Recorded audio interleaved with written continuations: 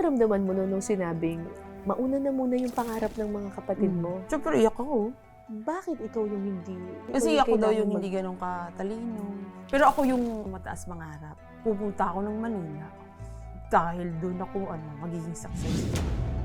Trabaho ko ng sari-sari store, doon yung nangyari ng mga pag may bumibiling mga bastos na pag hindi mo pinagbigyan ng duduraan ka, yung parang ang pangit-pangit mo. Wala siyang susi sa bahay niya. Wala, nag-akit bahay. Doon ko siya first, yun yung first meet namin. Buti hindi ka tinanggal sa trabaho. Hindi naman. Bait naman ni Papa P. So bago umalis yung PA niya, may baby na ako. Kasi honest ako, sinabi kong buntis ako, huwag kang magalit. Oh. Sabi niya, saan mo ba ginawa yan dito ba sa bahay? Sa secret.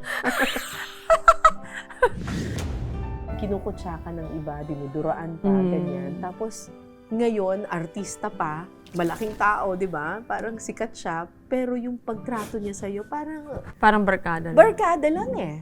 Well, alam namin, trabaho namin to, kasambahay kami, driver, yung mga kasama ko, ganyan. Pero hindi naman niya kasi kami tinuturing na iba eh.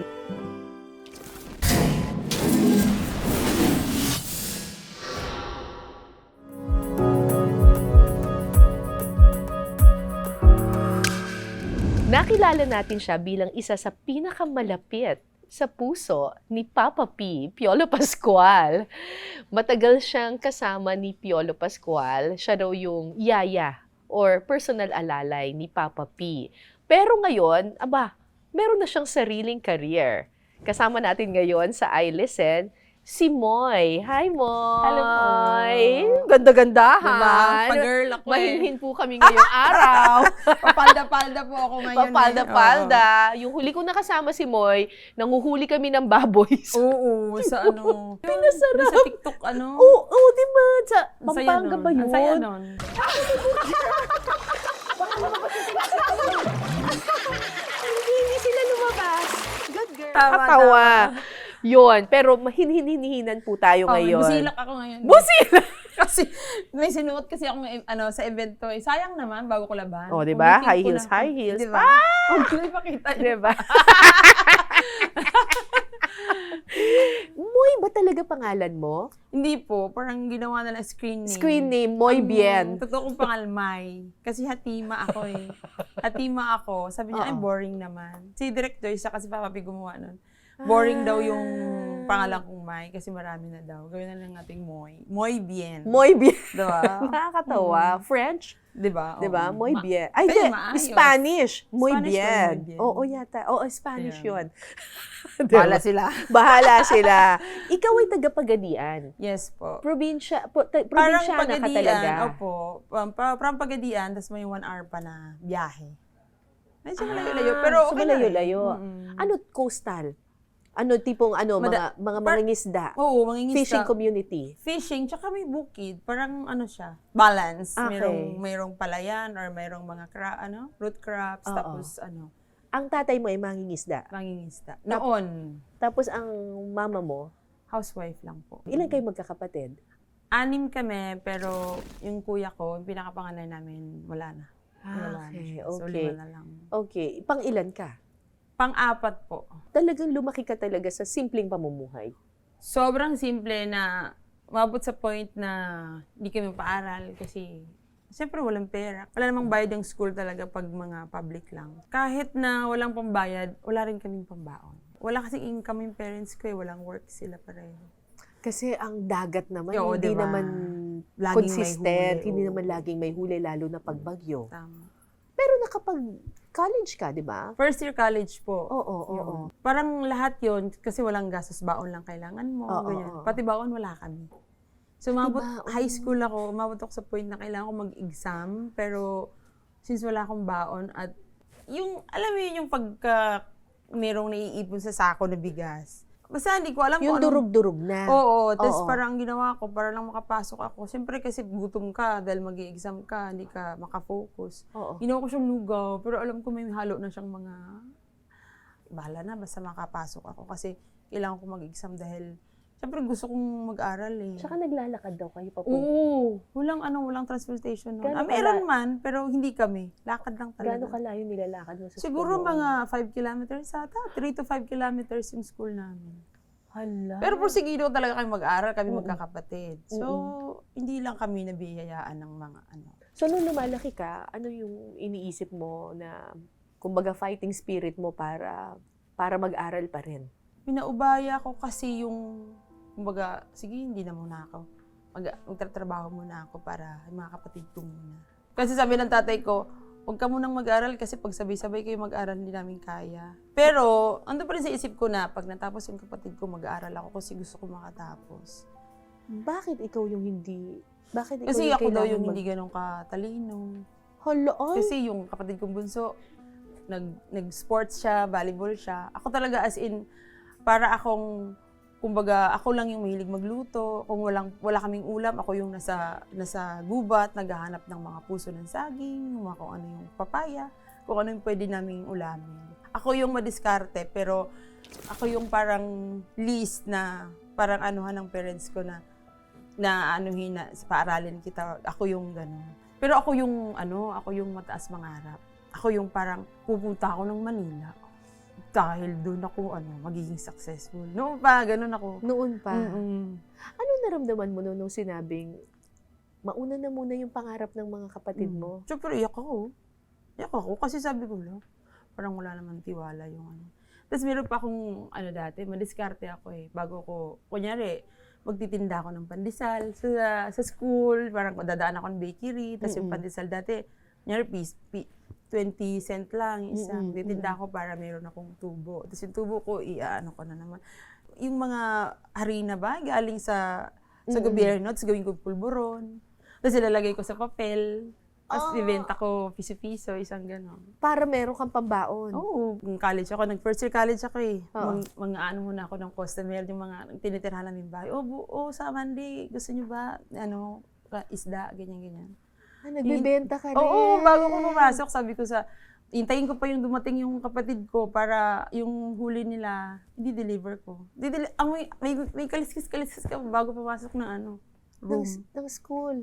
Tapos, minsan di ako makapasok ng first period kasi late na ako. Mula elementary hanggang first year college, para kang working student. Hindi enough yung parang ibibigay sa amin ng magulang. Hindi ba umabot sa punto nung time na nahihirapan ka na, nagtatrabaho ka, tapos nag-aaral ka pa na parang, wag na nga ako mag-aral, parang Parang hindi pumasok? Hindi naman. Kasi gusto ko talaga makatapos eh. Bakit? Kaya, kasi sabi ko, kailangan ko tong gawin kasi hindi nila kaya eh. Parang magtulungan kami. Pero, yun nga, ang first year college ko, ako, hindi na kaya talaga ng magulang namin. So, pinatigil nga ako para makatapos yung isa. Anong sinabi mo nung sinabi nilang, tigil ka na muna, hindi na namin kaya magpa-college? Hindi ako masalita sa kanila eh. Umuuna lang din ako. Tapos, sabi ko, para makatapos yung panganay na, kasi mayroon pang babae bago ako. Sabi ko, kung hindi man ako matalino, maparaan naman ako. So, bahala na, pag nakatapos siya, doon na lang ako mag-aaral. Tumigil din siya. Grabe, iyak ko. Sabi ko, paano na yung pangarap ko makatapos? Tumigil na yung kapatid kong isa. Pero natapos naman po siya ng college. Siya lang sa magkakapatid namin. Kaya ngayon yung anak ko, dahil magti-third year college na, sabi ko, kailangan mo matapos. Kasi kung hindi ko man nagawa sa sarili ko yun, sa'yo, ikaw nang gumawa. Yeah. Nagalit ka ba sa mga magulang mo nun? Medyo may tampo ako sa tatay ko kasi parang hindi ako sinusuportahan sa mga pangarap kong gano'n. Parang sabi ko, magmamanila ako kasi gusto ko mabili ko yung ganito kasi di naman nila kayang ibigay. Gusto ko pagbalik ko dito, may pera na ako, ganyan. Sabi sa ako, huwag kang mangarap ng mataas masyado. Baka hindi mo kayanin, baka bumagsak ka, hindi mo kayanin. Tatay ko ba to? Alam mo, lagi akong inaapi. Nung nandito rin ako, wala akong ginawa sa inyong masama. Yung parang dudura. Kasi di ba maraming doon dati, parang sabihin na lang natin yung squatter, yung mga ugali. Wala akong ginagawa, dudura ang kasarap mo. Bakit naman? Di ko alam kung bastusin ba akong pero palaban ako lagi. Huwag niyo akong anuhin. Talagang lagi ko silang inaano rin. Bakit ka dinuraan? Parang pinagtitripan ka lang nila. Inggit. Feeling ko. Tapos laging may kumakampi sa akin na sila yung nakapag-aral, sila yung may maganda yung estado ng buhay. Parang sabi ko, swerte pa rin ako, Lord. Kasi kung meron mang umaapi sa akin, meron namang nagtatanggol. Ganyan. So, ilang taon ka nung nagdesisyon kang pupunta na lang ako ng Maynila? 20 po. 20 years old. Pero hindi rin naging madali sa akin yung pumunta. Paano ka pumunta ng Maynila? Tiyahin ko, nagtrabaho siya as kasambahay din. Dinala ka lang basta dito pero wala pang trabaho. Wala, di pa sure na parang may amo ka na, ganyan. Tapos hanggang sa nagtrabaho ko ng sari-sari store, doon yung nangyari ng mga, pag may bumibiling mga bastos na pag hindi mo pinagbigyan ng ano, Duduraan ka. duduraan ka, yung parang ano, ang pangit-pangit mo, ginaganon ako na. Tapos yung ginawa ko dati, di syempre, doon ako, nagpabrika ako, hindi rin ako. Nagpabrika ka pa? Nagpabrika ako, hindi rin ako naging successful. Pabrika ng ano yun? Figurines, parang mga maliliit na ano, mga angel, mga ganyan. So lalakarin namin kasi lang pamisahe. Pag nadaanan na ako ng mga jeep na tumutuloy yung luha ko kasi pati ba naman to? Parang Kasi wala kang pamasahe para sumakay ng kasi wala jeep. kami sweldo dahil hindi kami nakakota. Kumbaga, hindi kami nasweldohan dahil wala kami na ipasa dahil nga project lahat yung mga ginagawa na. Dami kong dinaanan dito. Sabi ko, kung ano yung mga pagsubok na darating sa akin yan, wala na yan. Easy na yan lahat sa akin. Sabi ko, sabi ko sa tatay ko, uwi ako, may pera ako.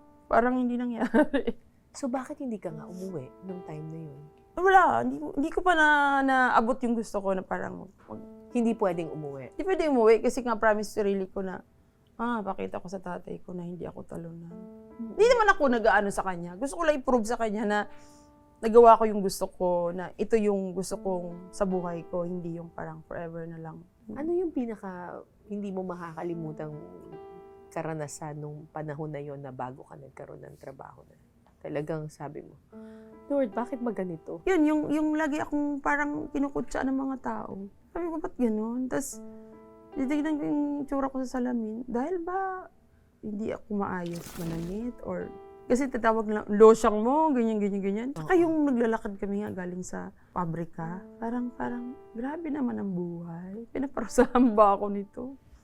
Ganun tsaka hirap. So, paano naayos yung buhay mo? Parang yung kapatid ni Piolo, kailangan ng yaya ng baby. Naging bayaw ko ngayon, nag-work sa kanila sa kapatid ni Piolo. So, kailangan nilang ng yaya. Doon ang umpisa. So, Tapos doon pinasok ka. Doon ako pinasok. So, natatandaan mo pa yung araw na pumunta ka doon? Oo. Sobrang Tapos? ano pa nung time na yun. Kasi, nag-aartista na rin ata siya that time eh. Parang mga ano pa lang, mga series. Oo. Hindi ako masyadong aware sa mga artista. Hindi ako masyadong nang kilikilig sa mga artista. Si Robin lang yung ano ko dati. Robin Padilla. Tsaka si Joko Diaz. Joko Diaz! Mga action star, di ba? Joko Diaz. Kasi di ba yung tatay mo nanonood nung ano, ganun lang yung mga pinapanood dati. First, kita ko nga kay Papa P, hindi ako fan. Wala, dead man lang. So, Tapos, nakita mo siya. Tapos? yung pang first kong pasok, nalock ko ang pinto, hindi siya nakapasok. Kasi naglaba ako ng maraming. Kasi siguro matagal na silang walang kasambahay. Naglaba ka? Tapos nakatulog ako. Ako lang mag-isa sa bahay. Alam mo, dahil sa dumaan, sa bubong, inakyat yung bahay niya. Nalock mo yung bahay? Nalock ko yung bahay, tapos tawag siya ng tawag. Hindi ko siya marinig kasi pero ito yung gate, hindi ito yung kwarto sa Wala amin. siyang susi sa bahay niya? Wala, nag-akit bahay. Doon ko siya first, yun yung first meet namin. Hindi siya nagalit? Hindi, kasi naintindihan siguro niya na ang dami kong nilabhan. Sabi ko, sorry po. Nakaganyan siya. Sorry po. Naantok ako, nakatulog ako. Dami ko kasing nilaban eh. Buti hindi ka tinanggal sa trabaho. Hindi naman. Bait naman ni Papa P. Pero noon, kasambahay ka, hindi ka pa personal na... Hindi pa. Sambahay pa lang. Kumbaga, ang ate niya, tsaka siya, nasa isang bahay. Oo. Kaya nandun ako kasi yun din yung baby. So, yaya ako. May PA siya, tapos yaya ako ng baby. Paano ka naging personal assistant na niya? Palipat-lipat kasi kami from Mandaluyong to Pasig, Kapitolyo. Tapos sa Kapitolyo kami, malaki na yung bata eh. Siguro mga 4 years old na. So, nagtagal ka sa kanila? Tagal, Oo. Kasi sabi niya sa akin, lilipat na naman kaming Loyola. Nung lumipat kami ng Loyola, sinama niya na ako kasi malaki na yung, kaya nang iwanan yung bata. Sabi niya, sumama ka na lang kasi walang maiwan sa bahay. Tapos, nung nasa Loyola na kami, yung PA niya, naka-asawa ng AFAM. Ikaw yung pumalit. Pero before pa ako naging PA niya talaga, lumandi muna ako, kaya ako may anak. So bago umalis yung PA niya, may baby na ako. So kahit na may baby ka, nandun ka pa rin sa poder nila? Yes. Kasi honest ako, sinabi kong buntis ako, huwag kang magalit. Oo. Sabi niya, saan mo ba ginawa yan? Dito ba sa bahay? So secret.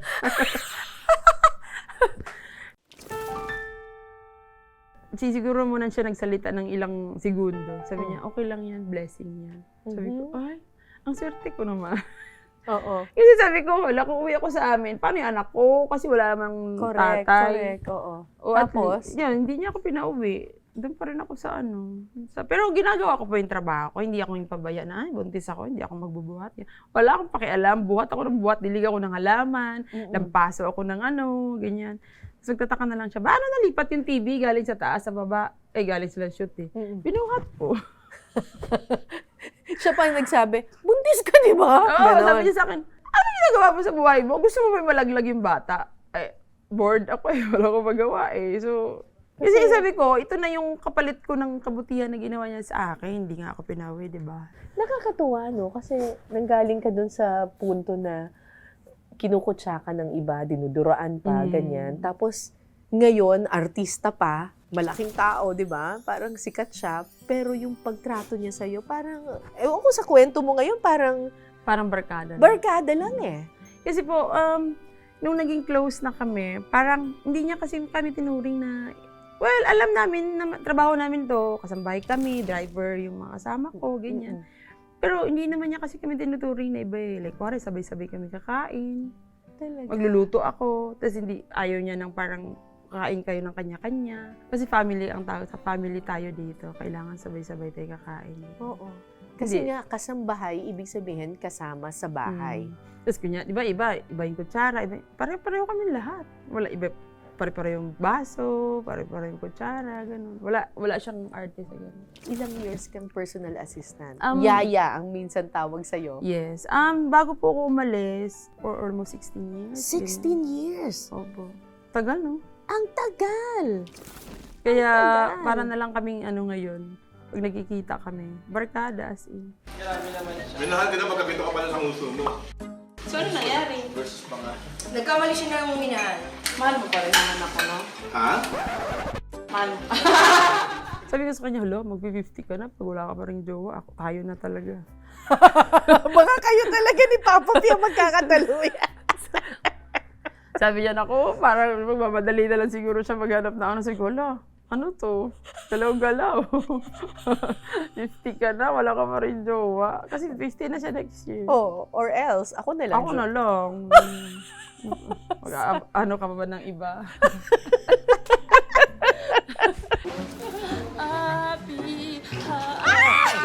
Kailan ka naging artista? Paano nangyari yon? Nung Mickey Midora silang ginagawa, si Direk Joyce pumupunta sa bahay, sa condo niya. Oo. So, kung saan kami nakatira. Kasi Oo. best friends sila. Ngayon, nagbabasa sila ng script. Habang nag-review, kasi shooting na the next day. Sabi niya, hala Joyce, wala pa tayong artista dito sa ganyan-ganyan. Padaan-daan ako, yung nakikisaw-saw ako sa usapan nila, yung ganyan. Kasi nga, feeling ko, hindi naman ako nagbastusin, Oo. pero yung parang, nakikibanding din ako sa kanila. Ah. Hala Joyce, wala pa tayong artista para bukas. Sino kaya to? Tapos ganun sila ng script. Ay, ikaw na lang tumoy. Yung ganun pa joke. Ikaw Sabi na lang ni tumoy. Sabi ni Piolo. Sabi ko, alam ko dyan sa artista na yan. Sabi ko, okay lang ako pag kunyari, dadaan-daan, tapos ilalagay ng plato. Yung mga ganun, typical ng mga yaya. Okay lang ako pag ganun.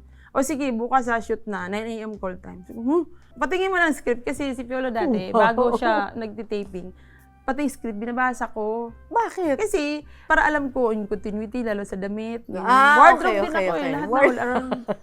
Pati wardrobe, ginagampanan. So, sabi ko, sige, ako na yan, kaya ko na yan, ganyan. Kasi dadaan-daan lang sa camera, walang dialogue, ganyan. Oo, pagbasa ko sa script, ang dami dialogue. Sabi ko, huwag niyo ako pinaglolo ko, ha?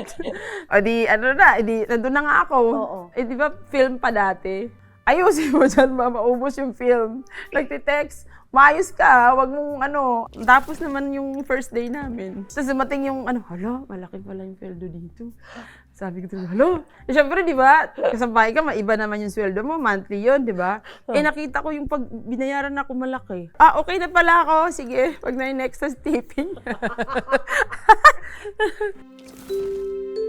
O tapos, pinag-aral ka niya. Yes, pinag-aral po ko ng, parang 1 year lang yung culinary ko. Mm-mm. Kasi nga, gusto niya nang ma-enhance daw yung galing ko sa pagluluto. Kasi ako nagluluto lang sa kanya eh. Tapos Kumusta yung experience? okay naman, masaya naman po ako. Kaso lang, kailangan ng plating na eh, after. Anong problema sa plating? Hindi, syempre, dati, kunyari, adobo lang, or ano lang. Ngayon, hindi siya kakain ng hindi naka-plating kasi nga nag-aral na. Ngayon, kailangan may garnish siya. Kailangan yung appetizing, yung itsura pa lang ng mo, natatakam na ako. Ay, ano ba yan? May na, level up na. Ako pa rin yung nag-PPA. From shoot to school, minsan nga sa MRT, nasusubsob na ako kasi galing akong shoot, tas diretso ako sa Well, pinaaral ako parang madagdagan yung knowledge ko or yung talent, ano man yun.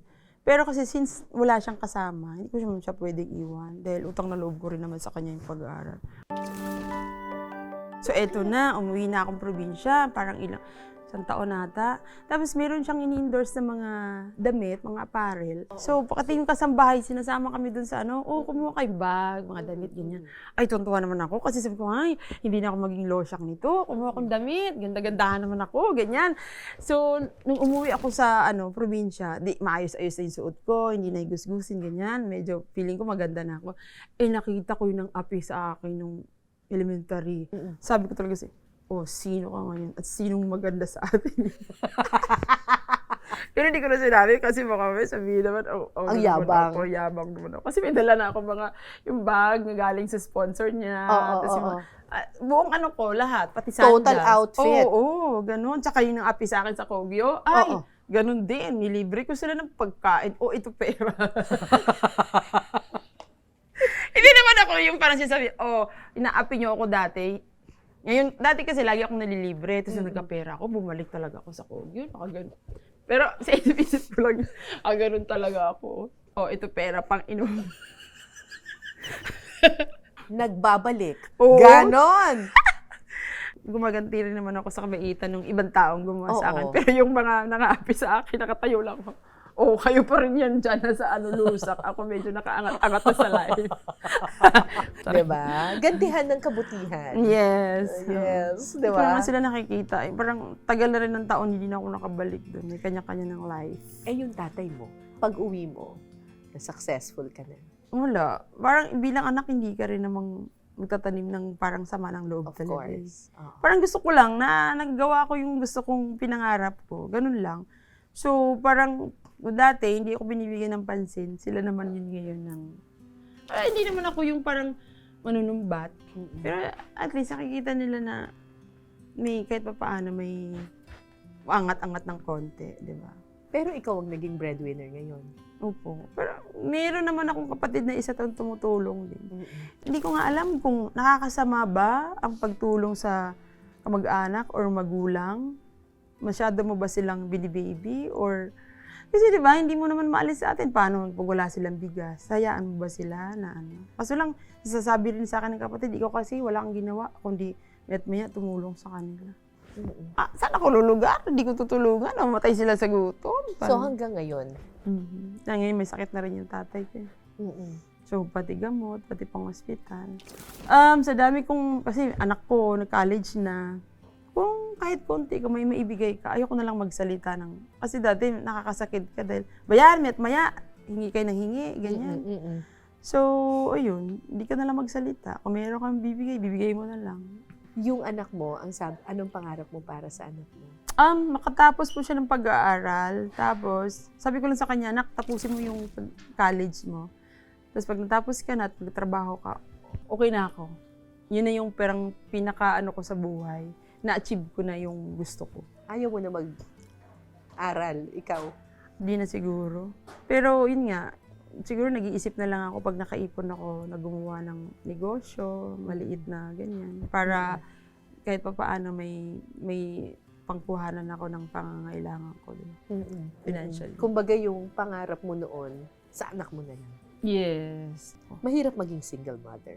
Yes na pagdating sa pagbalaki ng anak kasi iba pa rin yung buo, yung pamilya. Mm. Umabot kami sa point na, sasabihin ako ng anak ko, wala ka kasi may. Nyari, di siya natutong lumangoy. Kasi dahil wala ka, hindi mo ko tinuturuan. Mga ganun. Sabi ko, pinapaintindi ko, anak, kung nandun ako sa tabi mo lagi, hindi Sino ganito kaayos magtatrabaho? yung buhay natin. Kasi ngayon, ikaw talaga yung inaasahan ng family, di ba? Breadwinner. Mahirap ba maging breadwinner? Yes.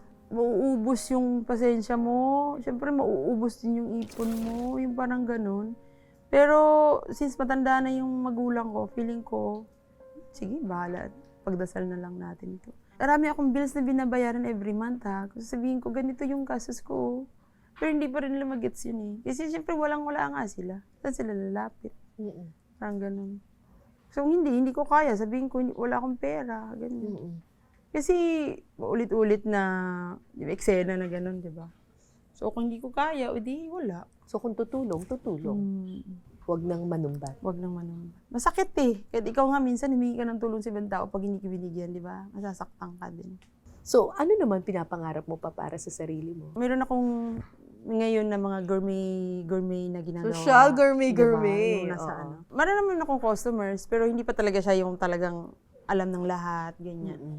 So, yun yung inaayos ko ngayon na sana Gourmet tinapa. pinapatuyo. Tuyo. Kasi di ba, showbiz, hindi naman lagi may shoot, hindi rin ano. Mm-mm. So, kung wala akong trabaho, dito ako. So, kung pagdating ng araw, wala na ako sa showbiz, at least meron akong ibang pagkaabalahan na kahit pa paano may pagkukuhanan ako ng pangangailangan financially, di ba? So may negosyo ka ngayon na Yes.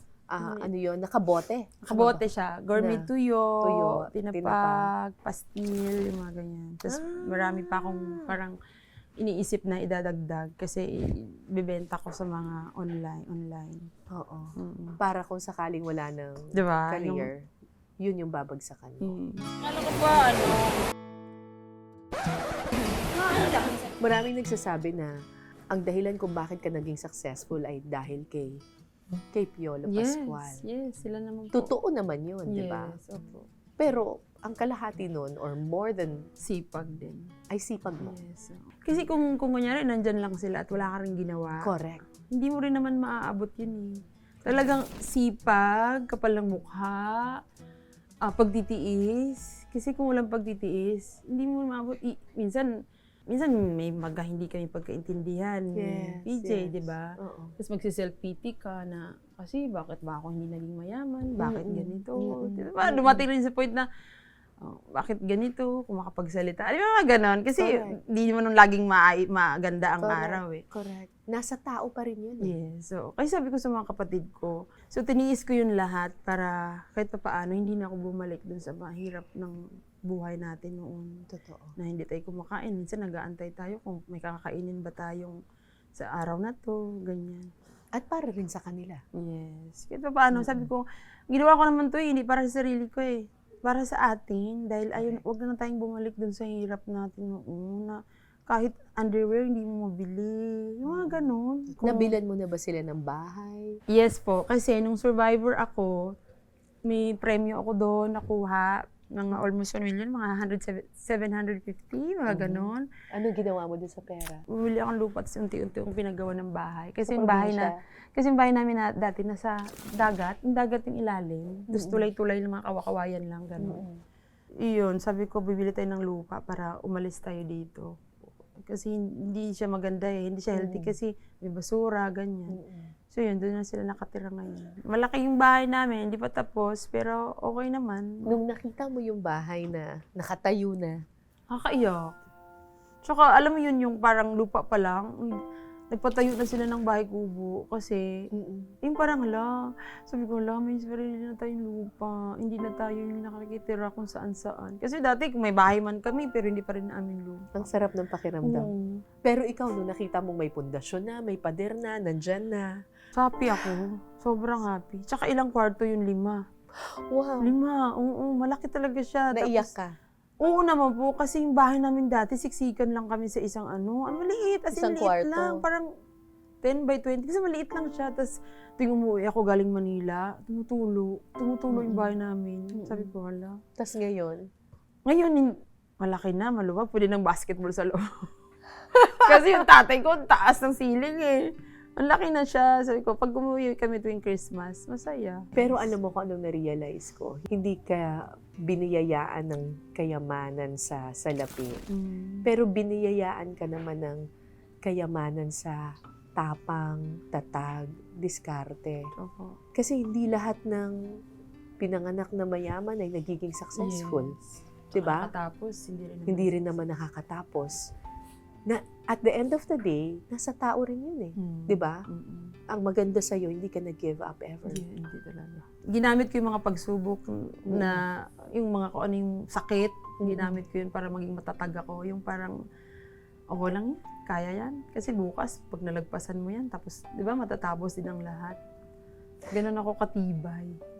I'm sure hanggang ngayon, meron pa ring mga moy na nakikipagsapalaran dito sa Maynila, naglalakad kasi wala silang pamasahe, nakikitira, or tumutuloy yung bahay nila, or hindi makapag-aral kasi kulang sa pera. Anong advice mo sa kanila? As someone who has been there in the past. Tibayan nila yung loob nila. Tsaka, wag silang yung wala ng pag-asa. Merong bukas. Yeah. Para sa atin. Merong hindi naman laging malas eh. May swerte pa rin darating.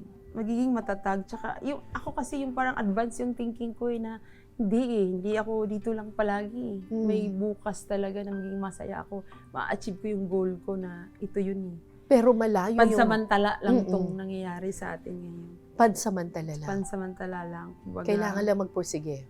sige, tapos sipagan lang nila. Kasi ako, yaya ako, pero hindi ko naman kinikonsider yung self ko na parang yaya lang forever. Kailangan may goal din sila na parang, pagkatapos dito, kailangan level up ka, iba naman yung mo. Kasi kung yun lang isipin mo at lagi mo lang sinasabi sa sarili mo, dito lang talaga ako, hindi na ako mag-i-improve, hindi na ako mag-level up. Hindi eh. Hindi tayo pwedeng umasa sa swerte. Yes. Umasa tayo sa hard work. Tama. Diba? Diba? Thank you, Moy. Maraming salamat sa iyong inspirasyon. Kasi grabe yung pinagdaanan mo. Magiging inspirasyon ka sa maraming tao na mahirap ang daan patungo sa tagumpay, pero kailangan lang magpursige. Diba?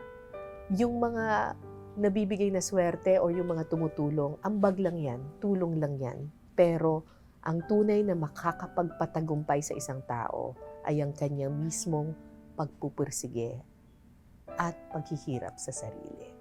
At si Moy ay isang testimony ng ganyan. Hindi nag-give up. Yes, bawal give up. Bawal give up. Nagpursige hanggang sa huli. Thank you, Moy, for your inspiration, for your inspiring life. Maraming salamat and we wish you all the best. Thank you so much. Thank you. Thank you, guys.